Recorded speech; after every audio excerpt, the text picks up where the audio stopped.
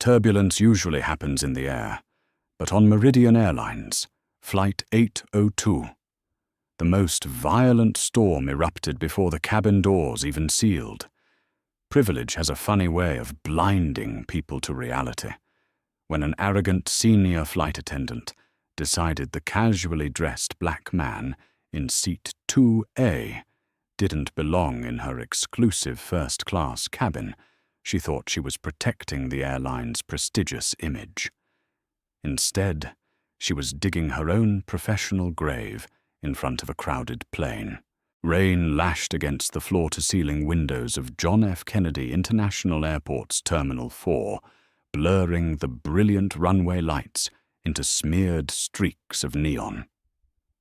It was a miserable Friday evening in New York, the kind of weather that guaranteed delays, frayed nerves, and exhausted travelers. But David Hayes felt perfectly at peace. Sitting inconspicuously in a corner of the Meridian Airlines premier departure lounge, he sipped a black coffee and watched the ecosystem of the airline he had just purchased 48 hours ago. At 42, David was a phantom in the corporate world. Unlike the brash tech billionaires who plastered their faces across social media, or the old money heirs who lived in the tabloids, David preferred the shadows.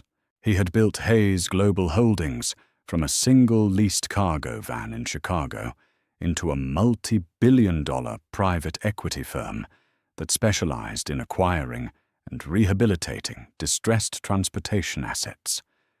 Meridian Airlines was his latest and largest acquisition. The legacy carrier was bleeding money, plagued by outdated management, plummeting customer satisfaction, and an elitist corporate culture that alienated modern travelers. The ink on the buyout contract had dried on Wednesday. The public press conference announcing his appointment as the new chief executive officer was scheduled for Monday morning in London. Until then, David wanted to see the rot for himself, completely unvarnished and unscripted. He looked down at his attire. He was dressed for comfort on the long transatlantic flight to Heathrow, a charcoal grey cashmere hoodie that lacked any visible designer logo, dark denim jeans, and a pair of scuffed but well-made leather loafers.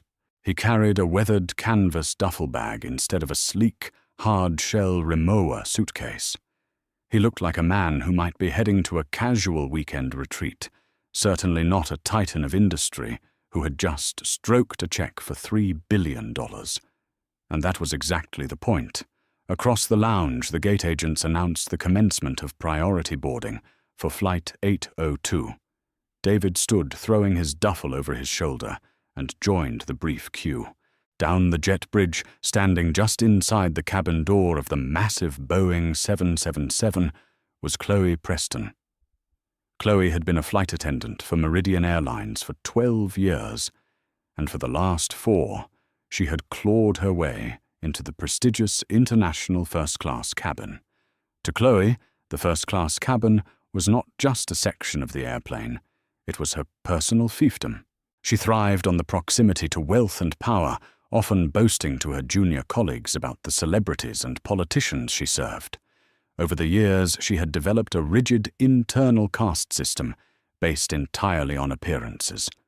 She knew who belonged in her cabin, men in bespoke Brioni suits, women dripping in Cartier, or recognized public figures. As the first passengers stepped onto the plane, Chloe deployed her signature practiced smile, a tight, brilliant flash of white teeth that didn't quite reach her eyes.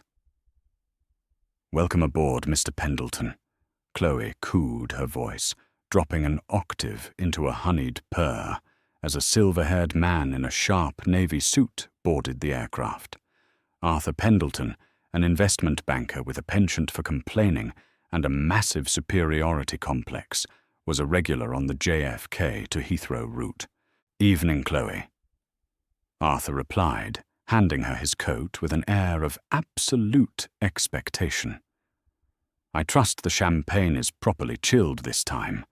Last month it was practically lukewarm." "Of course, Mr. Pendleton. Laurent Perrier straight from the ice. I'll have a glass brought to seat 1A before you even sit down," she promised, gesturing expansively toward the luxurious, pod-style seating of the first-class cabin. Behind Arthur, a few other wealthy regulars filed in, receiving similar fawning treatment from Chloe. She collected coats, memorized faces, and mentally categorized their worth. Then David stepped through the aircraft door. Chloe's practiced smile faltered her perfectly manicured fingernails, digging slightly into the digital tablet she held. She took in David's appearance in a millisecond, the faded canvas bag, the lack of a suit jacket, the hood resting against the back of his neck, and most prominently, the color of his skin. In Chloe's prejudiced, tightly boxed worldview, a black man dressed in casual streetwear did not belong in the sanctuary of Meridian's first-class cabin. At best, he was a lost economy passenger. At worst, he was someone trying to sneak into an empty premium seat. David stepped forward, offering a polite, neutral nod. "Good evening." Chloe did not step aside to let him pass. Instead, she planted her sensible uniform heels firmly in the center of the narrow aisle, creating a physical barricade. Her smile returned, but it was brittle and laced with condescension. "Good evening, sir," she said, her tone sharp enough to cut glass. "I believe you've taken a wrong turn down the jet bridge. The economy cabin boards through the second door, and your seats are located much further down the aircraft. If you just follow the aisle straight back, my colleagues in the main cabin will assist you." David stopped. He didn't look angry. His dark eyes simply studied her face with a quiet, analytical intensity. He had experienced this kind of microaggression more times than he could count in his life, but experiencing it on his own aircraft from one of his own employees added a bitter layer of irony to the interaction. "I'm in the right place," David said, his voice deep calm and entirely unruffled. "I'm in seat 2A. Chloe let out a small, breathless chuckle, shaking her head as if dealing with a confused child. "Sir, I assure you, seat 2A is in our premium first-class cabin. I need you to keep moving so the other passengers can board. The overhead bins in economy fill up quite quickly." David didn't argue. He simply reached into his pocket, pulled out his smartphone, and tapped the screen to bring up his digital boarding pass. He held it out toward her. The screen brightly displayed his name, David Hayes, and the bold gold lettering of a first-class ticket, clearly indicating seat 2A. Chloe stared at the screen. For a fleeting second her confidence wavered, but her ego quickly extinguished any spark of realization. In her mind, there was simply no way this man had paid $10,000 for a transatlantic first-class ticket. "Digital passes can be quite buggy," Chloe said smoothly, dismissing the phone with a wave of her hand. "Our system has been experiencing glitches all day. I'm going to need to see your physical boarding pass and your identification, please." David lowered his phone, the faintest shadow of disappointment crossing his features. Gate agents were responsible for verifying identification and boarding passes.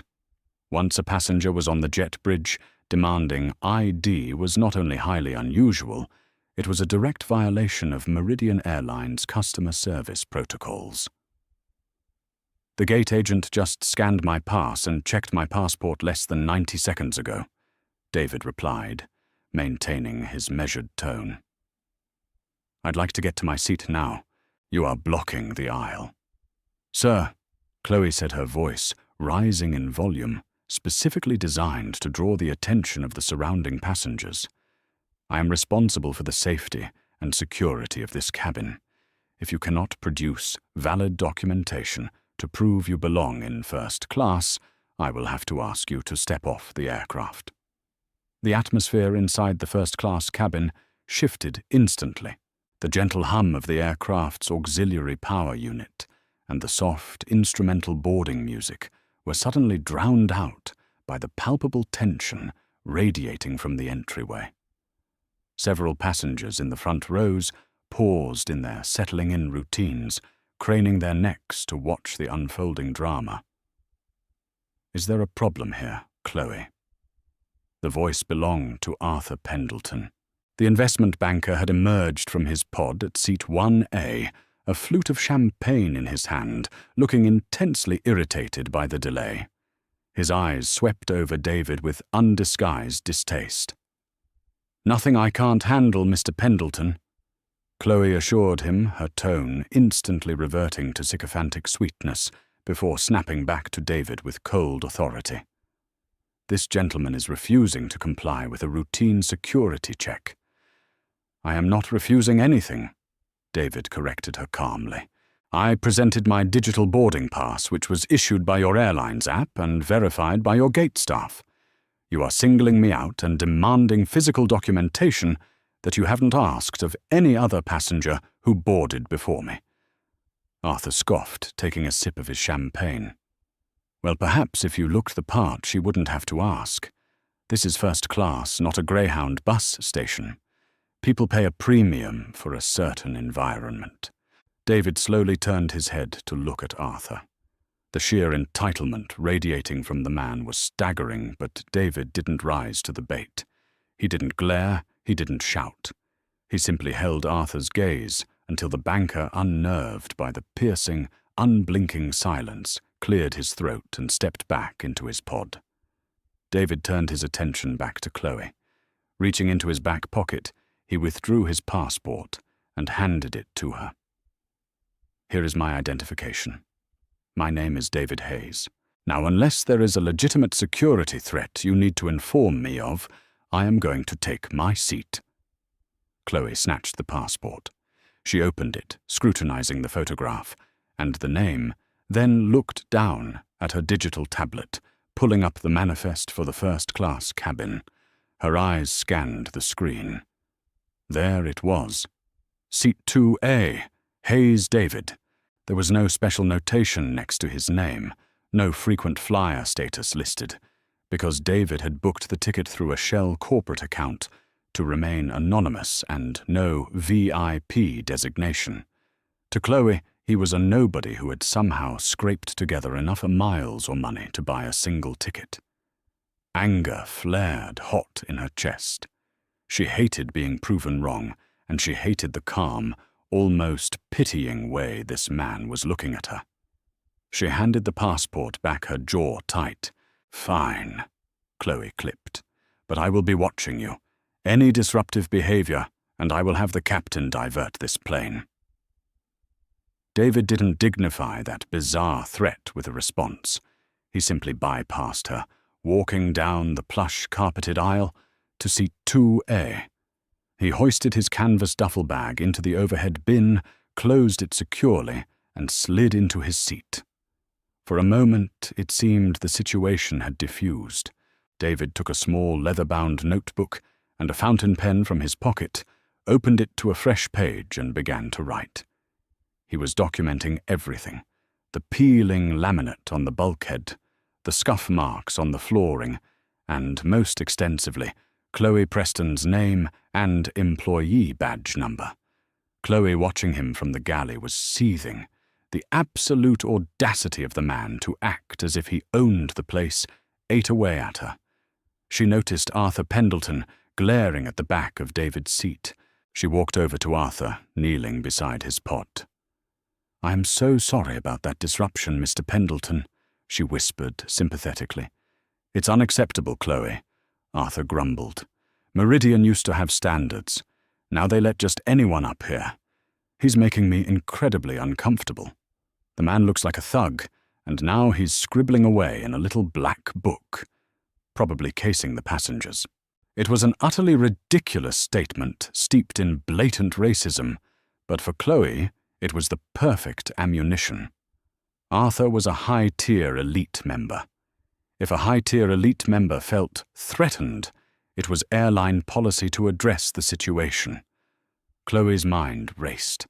She wanted David Hayes out of her cabin, and she now had the excuse she needed. Chloe walked swiftly to the back of the first-class cabin to find Sarah Jenkins a junior flight attendant, who was busy preparing the hot towels.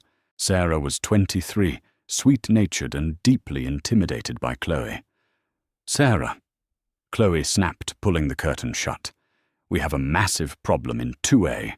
The passenger is aggressive, uncooperative, and making Mr. Pendleton in 1A feel physically unsafe.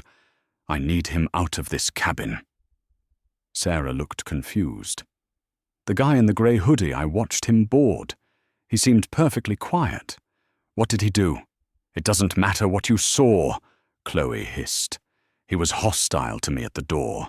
He's disruptive. Go down to economy and find an empty middle seat. Tell the purser we need to initiate an involuntary downgrade due to passenger conduct." Sarah's eyes widened.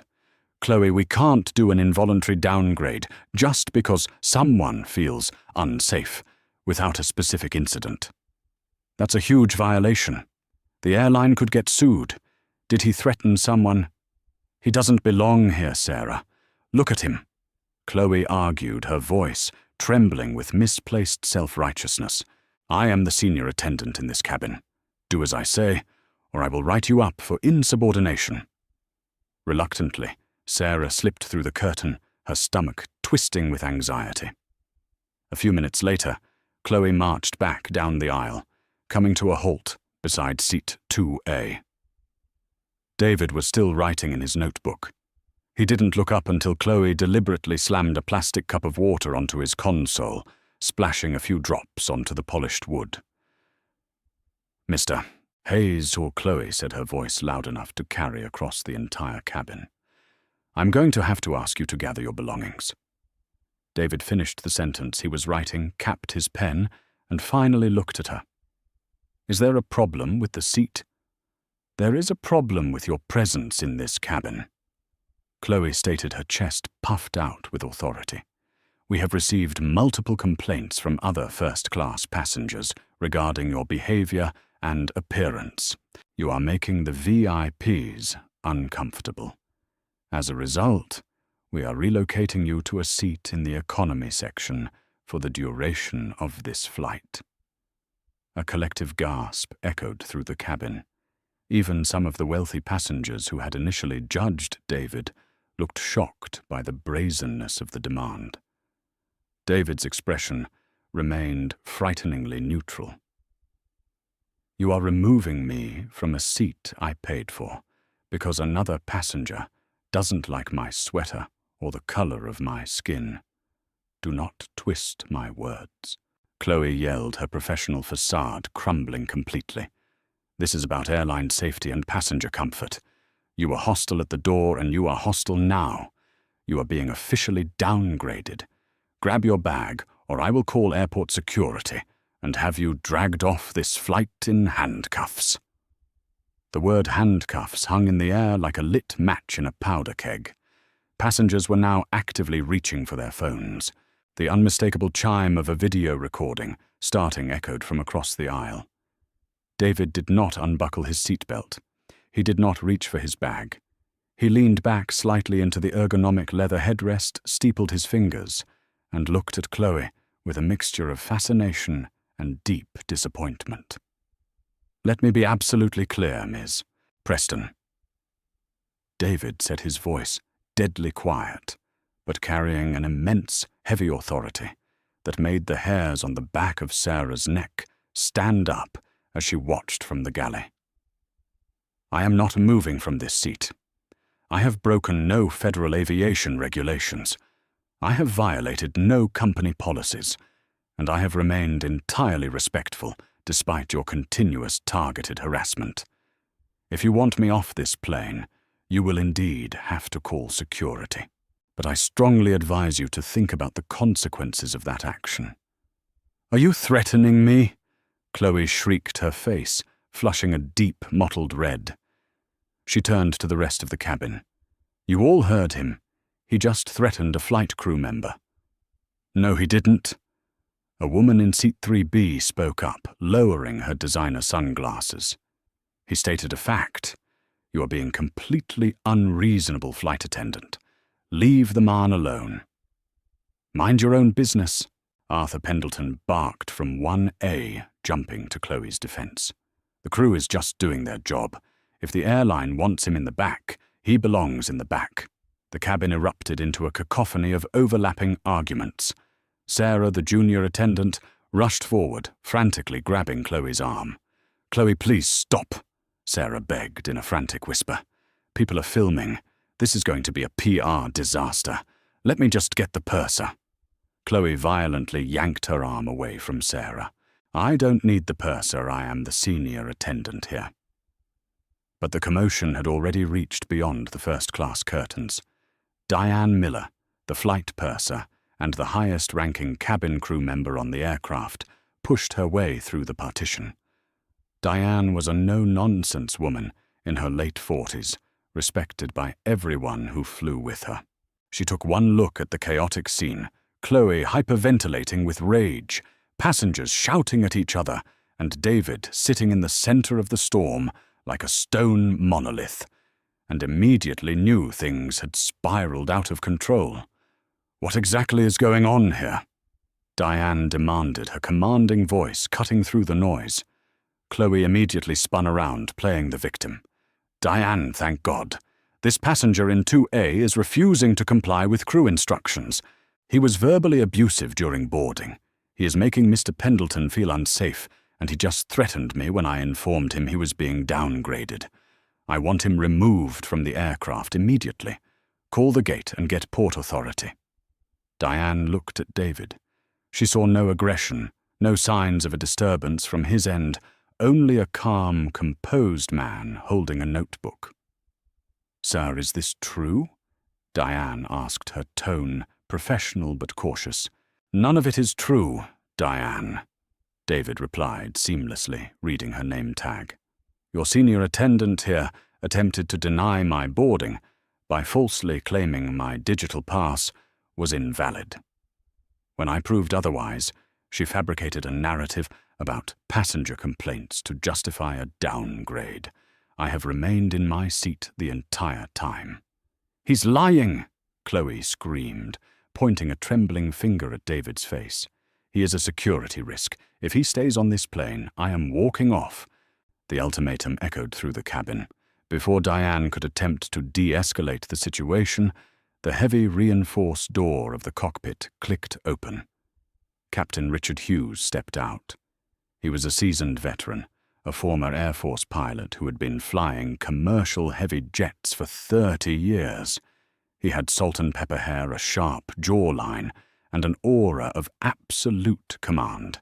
He rarely stepped into the cabin during boarding, unless a situation was critically delaying departure. And right now, Flight 802 was missing its departure slot. "Diane," Captain Hughes said, his deep, resonant voice silencing the remaining murmurs in the cabin. "Ground control is asking why the jet bridge is still attached. What is the delay?" Chloe, seeing the captain, felt a surge of triumphant vindication. She rushed toward him. "Captain Hughes, we have a severe security situation. The man in 2A has threatened the crew and is refusing to leave the aircraft. We need Port Authority police right now." Captain Hughes frowned deeply. He looked past Chloe's frantic waving arms and focused his gaze on seat 2A. David met the captain's eyes. Richard Hughes froze. The annoyance vanished from the captain's face, replaced instantly by an expression of pure, unadulterated shock. Unlike Chloe, who only saw race and clothing, Captain Hughes was a senior management liaison who paid close attention to corporate communications. He read the Wall Street Journal. He knew exactly what had happened 48 hours ago, and he had seen the confidential internal memos that had circulated to the senior flight officers that very morning. Memos that included a photograph of the man who now held the fate of their entire airline in his hands. Captain Hughes swallowed hard, his face turning entirely pale. Chloe, completely oblivious to the captain's sudden paralysis, crossed her arms smugly and looked down at David. "You hear that the captain is here now. It's over. Grab your bag and get off my plane. Captain Richard Hughes felt his stomach plunge into an icy abyss. He had flown through localized supercell thunderstorms and navigated terrifying crosswind landings on icy runways, but absolutely nothing in his 30-year aviation career could have prepared him for the sheer, unadulterated dread of walking out of his cockpit to find his senior flight attendant screaming at the man who had just bought the entire company. For 3 agonizing seconds, no one moved. The passengers in the first-class cabin, their phone cameras still raised, and recording every second of the confrontation, waited for the seasoned captain to back up his flight attendant and physically remove the casually dressed man in seat 2A. Chloe Preston, completely misreading the captain's frozen posture, mistook his shock for authoritative anger. She puffed out her chest, her confidence fully restored by the presence of the 4-striped commander. "I've already asked junior crew to prepare a seat in the back, Captain." Chloe continued, her voice dripping with smug satisfaction. She gestured dismissively toward David. But frankly, given his hostile attitude and refusal to follow simple crew commands, I don't think he belongs on this aircraft at all. We need to clear the jet bridge. Shall I signal the gate agents to bring the police on board? Richard Hughes didn't answer her. He didn't even look at her. Slowly, as if moving underwater, the captain stepped past Chloe, completely ignoring her outstretched pointing finger. He walked deliberately down the narrow aisle until he was standing directly beside seat 2A. Diane Miller, the flight purser, watched with narrowing eyes. She had flown with Richard for over a decade. She knew his tells. The tight set of his jaw, the slight tremor in his usually rock-steady hands, and the rigid, almost military posture he had suddenly adopted spoke volumes. Something was catastrophically wrong, and it had nothing to do with the man sitting calmly in the window seat. Captain Hughes stopped, brought his hands tightly behind his back, and swallowed visibly. He looked down at David, who was looking back up at him with an unreadable calm expression. "Mr. Hayes, Captain Hughes," said his deep voice, carrying a tremor of profound respect that echoed in the deathly quiet cabin. I was informed you might be observing our operations this week, sir. But I was entirely unaware you were manifested on my flight tonight." The silence that followed was absolute. It was the kind of heavy, suffocating silence that preempts an avalanche. Arthur Pendleton, who had been leaning out of his pod in seat 1A with a self-satisfied smirk, froze. His champagne flute stopped halfway to his mouth. Chloe blinked her perfectly sculpted eyebrows, furrowing in deep confusion. She stepped forward, an uneasy, nervous laugh escaping her throat. "Captain, what are you doing? Why are you calling him Sir?" "This man is a security risk. He's disrupting the cabin." Captain Hughes finally turned to look at Chloe, and the expression on his face made the senior flight attendant physically recoil. There was no camaraderie in the captain's eyes, no backup, no shared authority. There was only simmering fury and utter disbelief. "Ms. Preston," Hughes said, his voice dropping to a dangerous low octave. "Do you have any earthly idea who you are talking to?" Chloe faltered her gaze, darting frantically between the captain and the man in the charcoal hoodie. He's just a passenger, Richard. He doesn't even have premium status on his boarding pass." I checked the tablet. "He's just some guy who—" This man, Captain Hughes, interrupted, his voice booming through the cabin, slicing through Chloe's excuses like a serrated blade. "Is Mr. David Hayes. He is the founder and chairman of Hayes Global Holdings." The captain paused, letting the weight of the next sentence gather before dropping it. "As of Wednesday morning, Mr. Hayes is also the sole proprietor and the new chief executive officer of Meridian Airlines." The collective gasp from the first-class passengers was audible. Several smartphones previously held steady shook as the people holding them processed the magnitude of what had just been revealed. Arthur Pendleton choked on his champagne, coughing violently into a monogrammed handkerchief, his face turning a vibrant shade of magenta. He stared at the back of David's head, his previous insults echoing painfully in his own memory. Chloe Preston stopped breathing. All the colour rapidly drained from her face, leaving her foundation looking like a pale, chalky mask. Her mouth opened and closed silently, like a fish pulled onto dry land. She looked at the tablet, still clutched in her hand, then at David, and then back to the captain.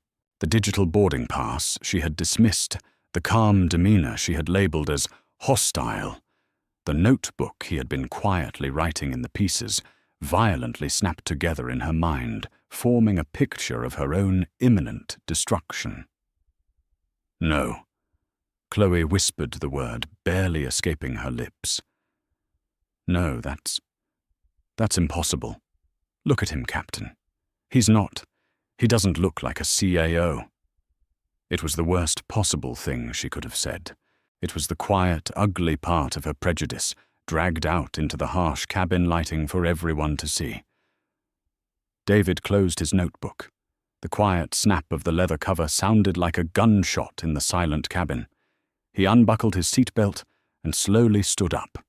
At 6'2", he towered over Chloe. Suddenly the charcoal hoodie didn't look like casual streetwear. It looked like the armor of a man who possessed so much power he didn't need a bespoke suit to project it. And what exactly, Ms. Preston? David asked, his voice even and terrifyingly calm. Does a CEO look like to you? Chloe took a shaky step backward, her sensible uniform heels catching slightly on the plush carpet. I didn't mean... Sir, I was just following security protocols. I have a responsibility to the high-value passengers in this cabin. You have a responsibility to all passengers, Ms. Preston. David corrected her smoothly. But let's examine your adherence to these protocols. Since I stepped onto the jet bridge, you have racially profiled me, falsely claimed my digital boarding pass was invalid, demanded secondary identification without cause, fabricated a passenger complaint to initiate an illegal involuntary downgrade, and finally, you threatened me with federal law enforcement. David stepped out of the aisle, standing face to face with the trembling flight attendant. You did not do this out of a concern for safety. You did this because I disrupted your personal, deeply prejudiced view of who belongs in a premium cabin. Please, Chloe stammered, tears of sheer panic finally welling in her eyes. Mr. Hayes, sir, I was stressed. We are behind schedule. I misjudged the situation. I've been with Meridian for 12 years. I have a flawless record.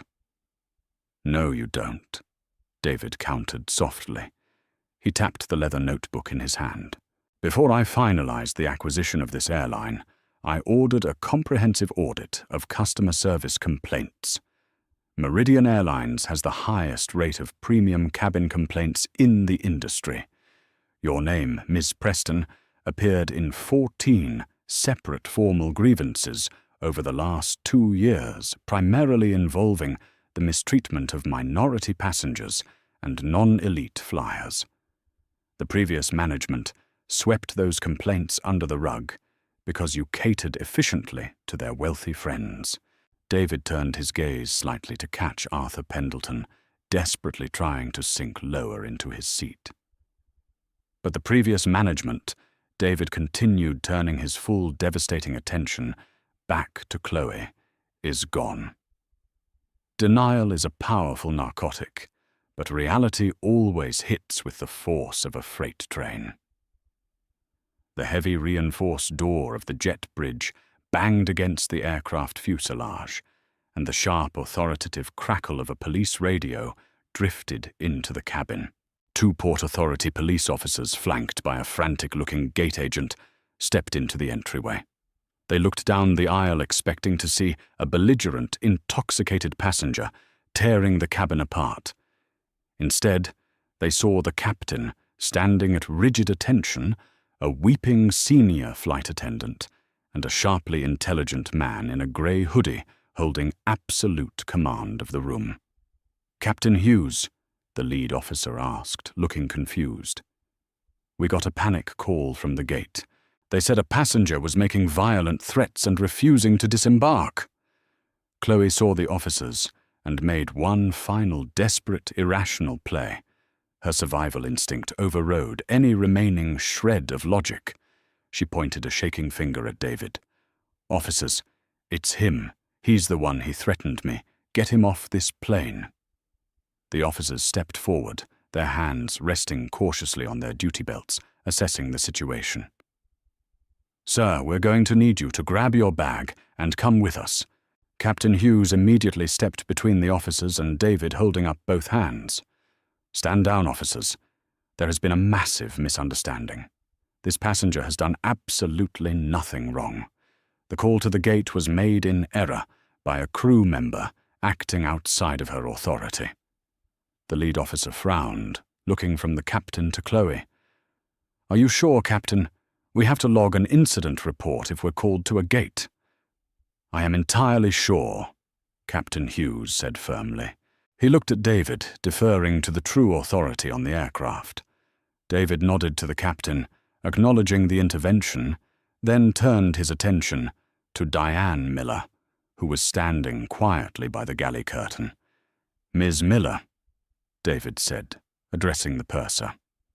"As the senior-ranking cabin crew member, I need you to confirm standard operating procedure. If a flight attendant creates a hostile environment, fabricates a security threat, and blatantly violates passenger rights, what is the immediate protocol?" Diane straightened her posture. She looked at Chloe, then at the CEO. There was no hesitation in her voice. "The protocol, sir, is immediate removal from the active flight roster, followed by an escort off the aircraft, pending a full disciplinary hearing." "Thank you, Ms. Miller," David replied. He turned back to Chloe, whose tears had ruined her makeup, leaving dark streaks of mascara running down her cheeks. "Chloe Preston." David said, his voice devoid of anger, echoing only the cold, hard finality of a corporate execution. "Your employment with Meridian Airlines is terminated effective immediately. You will surrender your company identification, your access badges, and your company tablet." "You can't do this," Chloe screamed, her voice breaking into a hysterical sob. "You can't fire me on the spot. I have a union representative. I have rights." "You will have every opportunity to speak with your union representative tomorrow," David assured her calmly. "But tonight, you are no longer an employee of this airline. You are an unauthorized individual standing on my aircraft, delaying my passengers." David turned to the bewildered Port Authority officers. "Gentlemen, the disturbance was indeed caused by this individual. She is no longer employed by Meridian Airlines and is currently trespassing. Please escort Miss Preston off the aircraft and into the terminal." The officers exchanged a look seamlessly, processing the sudden shift in dynamics. They stepped around the captain and approached Chloe. "Ma'am," the lead officer said, his tone leaving no room for argument. "We need you to gather your personal belongings and step off the plane, now." Chloe looked frantically around the cabin, searching for a lifeline. Her eyes landed on Arthur Pendleton. "Mr. Pendleton, Arthur, tell them he was making you uncomfortable. Tell them I was just protecting you." Arthur Pendleton went rigidly still. Every eye in the first-class cabin, including the lens of every recording smartphone, pivoted to the wealthy investment banker. Arthur looked at Chloe, desperate and pleading, and then looked at David Hayes. The CEO was staring at him with a gaze so intensely analytical it made Arthur feel like a microscopic bug pinned to a slide. Arthur knew exactly who David Hayes was now. Hayes Global Holdings had recently liquidated a massive portfolio that Arthur's own banking firm had been trying to acquire. David Hayes could destroy Arthur's career with a single phone call. Arthur cleared his throat, adjusting his silk tie nervously. I have no idea what she's talking about, Arthur lied smoothly, his voice lacking its usual booming arrogance. The gentleman in 2A has been perfectly quiet. The only disturbance in this cabin has been Ms. Preston's completely unhinged behavior. Chloe gasped a sound of utter betrayal. The very entitlement she had worshipped and catered to had just thrown her squarely under the bus to save itself. "Let's go, ma'am," the officer repeated, taking a firm hold of Chloe's elbow. Defeated, humiliated, and sobbing uncontrollably, Chloe unclipped her employee badge and dropped it onto the galley counter. She didn't look at David or the captain or Diane as the police escorted her up the jet bridge. The heavy footsteps faded, leaving a stunned, echoing silence in their wake. David remained standing. He turned his attention slowly to Arthur Pendleton.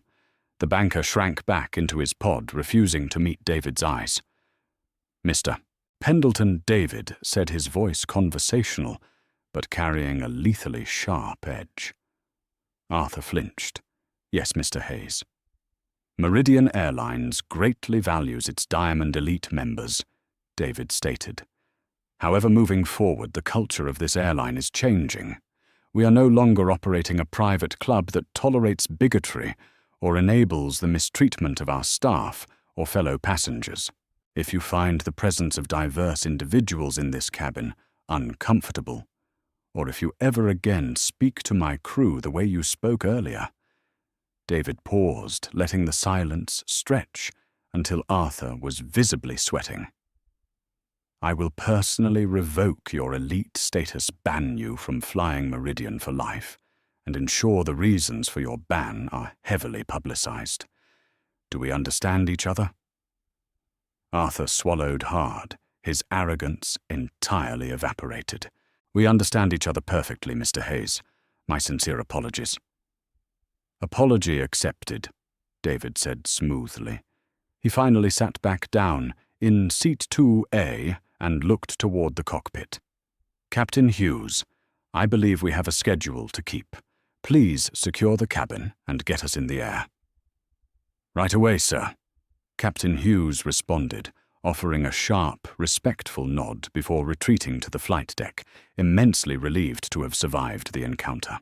Normality is a fragile construct easily shattered and remarkably difficult to rebuild. As the heavy aircraft door finally sealed shut with a pressurized hiss, an eerie, breathless quiet descended upon the first-class cabin of Flight 802. The passengers who had been recording the incident slowly lowered their phones, whispering frantically to one another, realizing they had just witnessed corporate history unfold in real time. David sat quietly in his seat, watching the rain streak across the window. He was entirely unbothered by the stares. He had achieved his objective for the evening, though it had required far more dramatic intervention than he had initially planned. He had wanted to see the rot. Instead, the rot had introduced itself, tried to kick him out, and demanded his arrest. Diane Miller stepped out from the galley, her face composed, but her eyes reflecting the adrenaline of the last 20 minutes. Beside her stood Sarah Jenkins, the junior flight attendant. Sarah was trembling slightly, looking at David with a mixture of immense awe and sheer terror.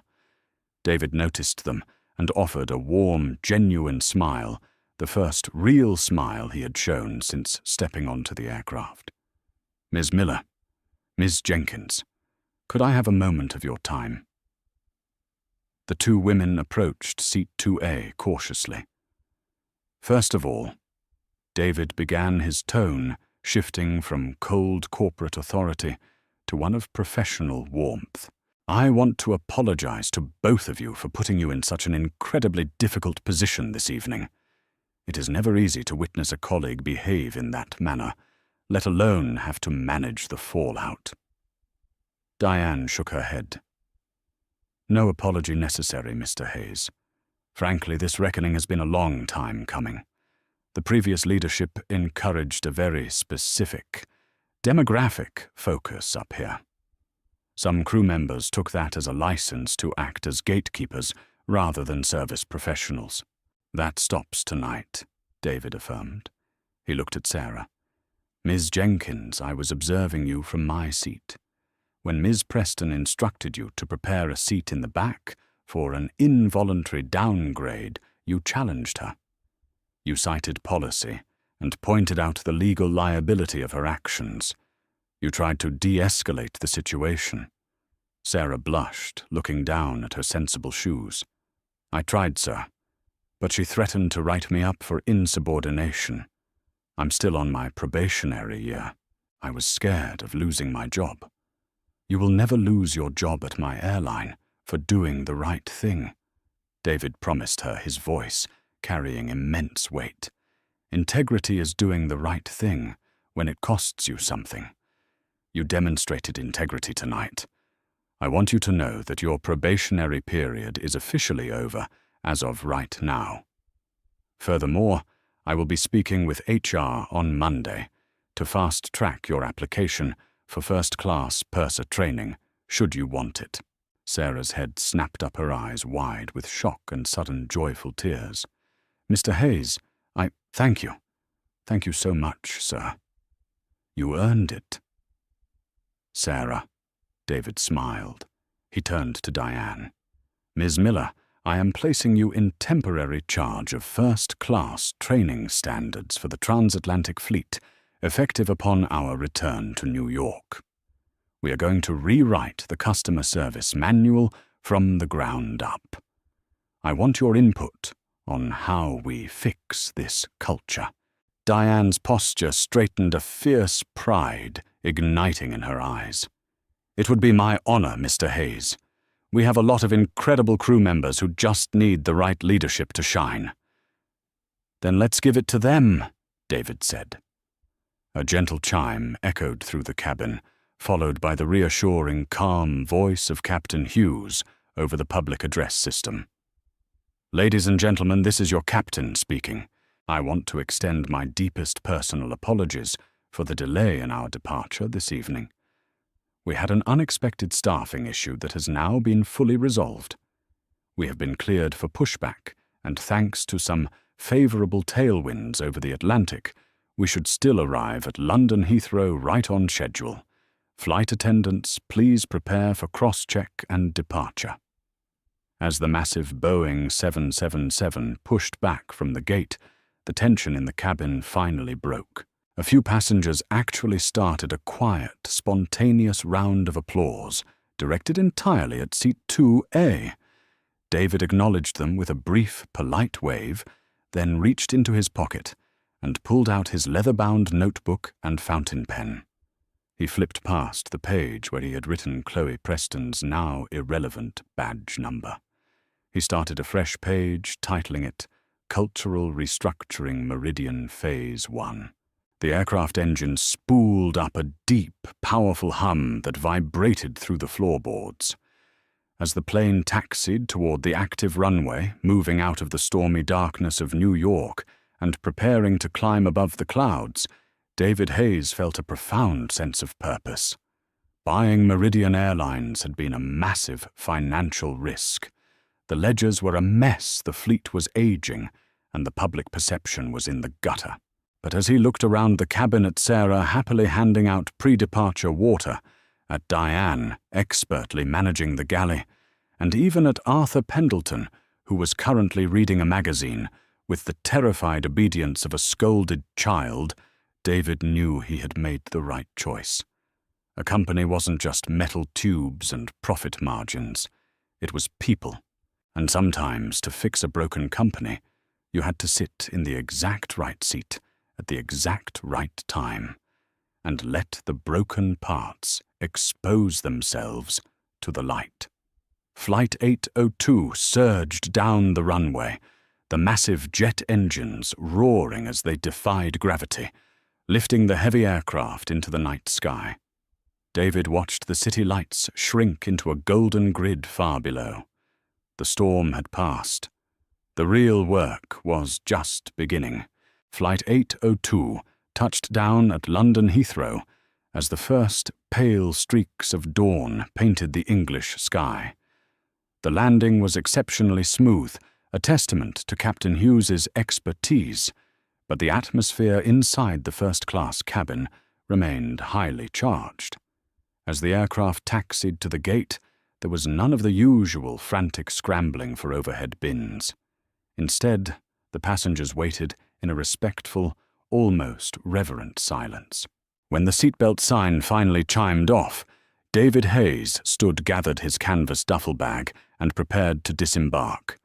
As he walked past seat 1, A. Arthur Pendleton offered a stiff, incredibly polite nod, completely stripped of his previous arrogance. David returned it with a brief, professional acknowledgement. Respect David knew was often learned the hard way. By the time David was seated in the back of his waiting black town car, navigating the morning traffic toward central London, the world had already caught wind of the storm on Flight 802. The woman in seat 3, a corporate litigation attorney named Margaret Foley, had uploaded her crystal-clear 6-minute video of the confrontation to 3 different social media platforms before the plane even left the eastern seaboard. The internet, forever hungry for a story of instant devastating karma, devoured it. By Sunday evening, the hashtag Meridian CEO was the #1 global trend.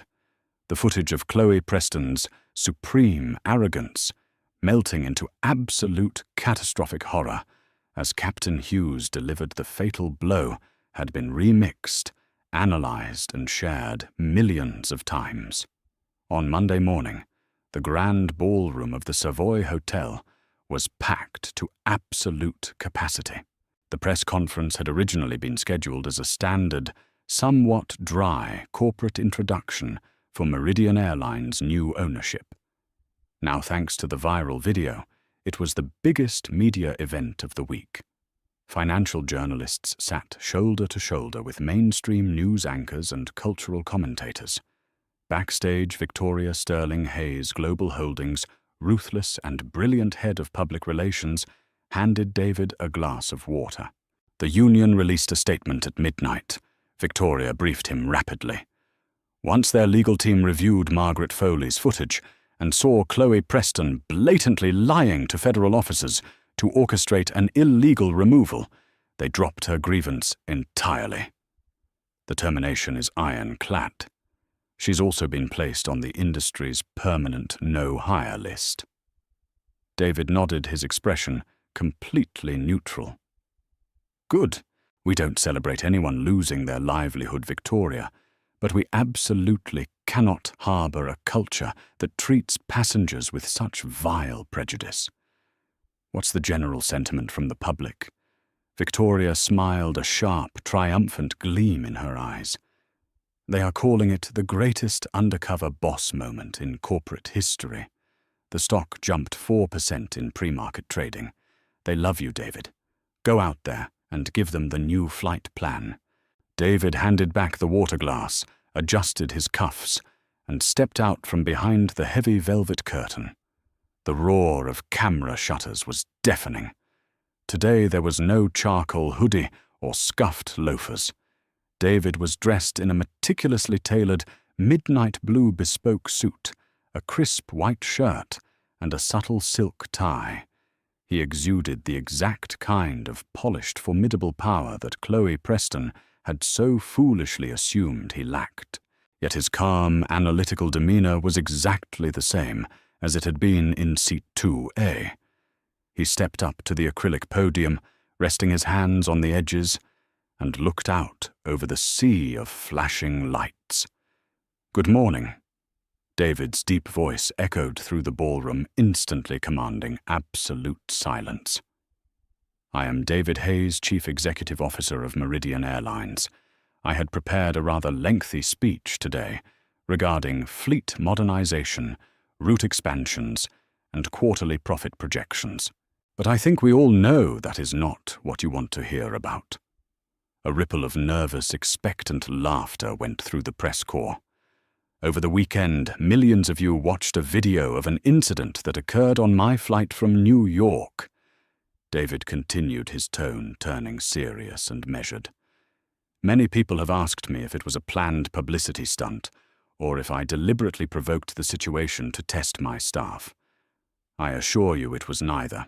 I simply boarded a plane I happened to own, dressed comfortably, and expected to fly to London. He paused, letting his gaze sweep the room. What I experienced instead was a symptom of a systemic disease. For too long, Meridian Airlines operated under a fundamentally flawed philosophy. We treated luxury as synonymous with exclusion.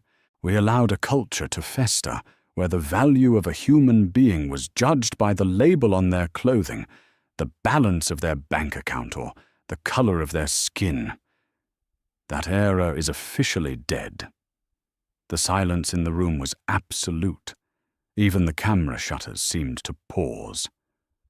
Effective immediately, we are launching a total restructuring of our customer service and crew training protocols. David announced, his voice ringing with absolute authority. We are dissolving the current Executive Oversight Committee for in-flight experience. I am replacing them with people who actually understand what it means to serve with integrity. David gestured to the side of the stage.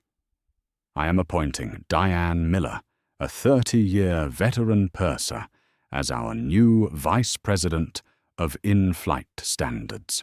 Joining her advisory board will be Sarah Jenkins, a junior flight attendant who demonstrated more courage and adherence to our core values in her first year than our previous management did in a decade.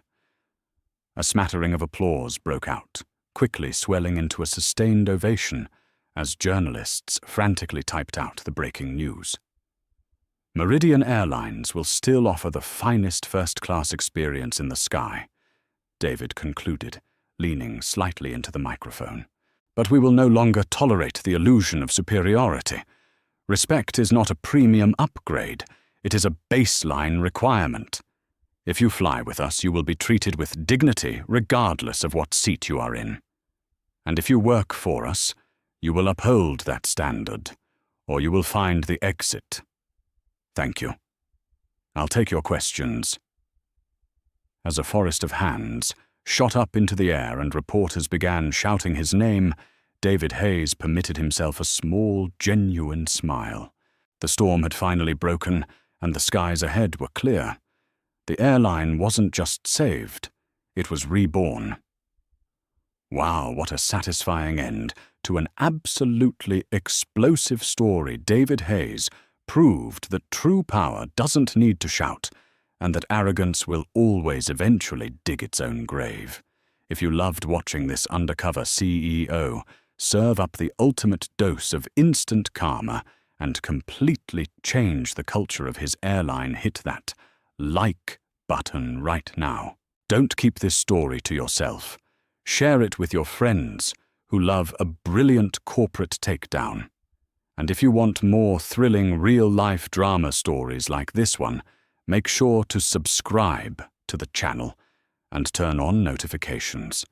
Drop a comment below what was the most satisfying moment of the story for you.